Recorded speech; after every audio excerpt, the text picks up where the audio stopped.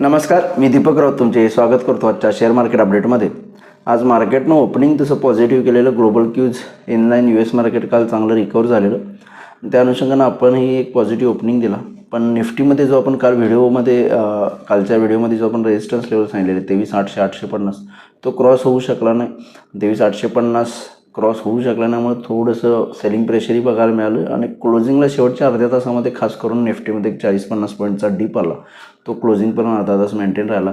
बाकी most of the time निफ्टीमध्ये काही फारसा मोमेंटम बघायला मिळाला नाही. आज रटावाना कारभार 10-20 पॉईंट प्लस मायनसमध्येच निफ्टी ट्रेड करत राहिला आणि स्टॅग्नंट राहिला. पण बँक निफ्टीमध्ये आज एक चांगला तेजीचा माहोल होता. जवळपास 250 ते 300 पॉईंटची तेजी बँक निफ्टीमध्ये एंटायर दिवसभर राहिली आणि ओव्हरऑल मार्केट जे आहे ते एक निफ्टी मायनर लॉसेस देऊन आणि बँक निफ्टी पॉझिटिव्हमध्ये 200 पॉईंट बंद झालेला. पण ओव्हरऑल ट्रेंड जो आहे तो अजूनही पॉझिटिव्ह आहे. जो आपण 22,800च्या ट्रेंड लाईनवरून सुरू केला आहे गेल्या 2 आठवड्यामागं, तो अजून कंटिन्यू. मला वाटतं जर 23,850 जो महत्त्वपूर्ण रेजिस्टन्स आहे तो क्रॉस करू शकलो आपण उद्या, तर मला वाटतं फर्दर रिकव्हरी येऊ शकते 24,000 आणि 24,200पर्यंतची. त्यामुळे ओव्हरऑल आज मार्केटमध्ये जे आहे ते फारसं काही मोमेंटम किंवा वदगड बघायला मिळालं नाही.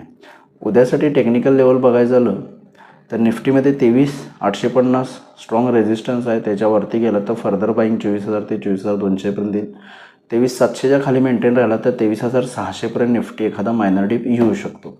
बँक निफ्टीमध्ये सुद्धा 50,500 एक स्ट्रॉंग रेजिस्टन्स आहे. 50,500च्या वर गेलं तर 50,800पर्यंत जाऊ शकतं बँक निफ्टी.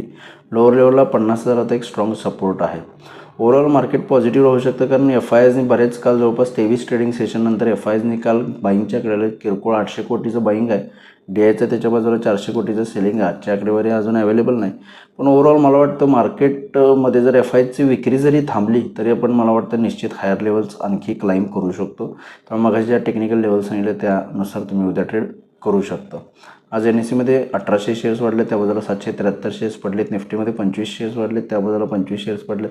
एकदम मिक्स कारभार निफ्टीमध्ये आहे. सेक्टर इंडिसायजेसमध्ये आज FMCG आणि रिअल्टी सेक्टरवर दबाव राहिला. त्या बाजूला बँक्स, मेटल, एनर्जी आणि फार्मा सेक्टरवर चांगला पॉझिटिव्ह बायस राहिला. तेजीमध्ये ट्रेड केलेला आहे. ग्लोबल मार्केट्समध्ये आढावा घ्यायचा तर युरोपियन मार्केट फ्लॅट आहेत, 10-20 पॉईंट प्लस मायनस आहेत. डाऊ फ्युचर -30 पॉईंट आहे. US मार्केट चांगली रिकव्हरी दिली. गेले 2-3 दिवस टेरिफ जे हाईक्स केले ट्रम्पकडून त्यामध्ये थोडंसं रिलीफ मिळाल्यामुळं सावरलेत US मार्केट्स. पण फर्दर चायना आणि USमध्ये अजून थोडंसं टेरिफला घेऊन थोडंसं टेन्शन आहे. थोडंसं निगोसिएशन जर सुरू झाले तर मला वाटतं निश्चित जे आहे ते मला वाटतं US मार्केटमध्ये पण फर्दर अपवर्ड येईल आणि आपल्या मार्केटला सुद्धा अपवर्ड मोमेंटम येईल. उद्या गुरुवार आहे, निफ्टीची एक्सपायरी आहे. त्यामुळे बघणं गरजेचं आहे. जर उद्या एक्सपायरीला 23,800-850 क्रॉस केलं तर एक फर्दर शॉर्ट कवरिंगमध्ये येऊ शकतं. त्यामुळे मगाशीच्या लेवल्सनुसार तुम्ही उद्या टेक्निकल लेवल्सनुसार कॉल पुट्समध्ये किंवा निफ्टीमध्ये ट्रेड करू शकता. तर बघूया उद्या मार्केट्स कशा पद्धतीनं बिहेव होते. माझा व्हिडिओ ऐकला त्याबद्दल धन्यवाद. माझा व्हिडिओ जास्त लाईक करा, शेअर करा, माझे चॅनल सबस्क्राईब करून डेली अपडेटसाठी बेल आयकॉनला क्लिक करा. धन्यवाद.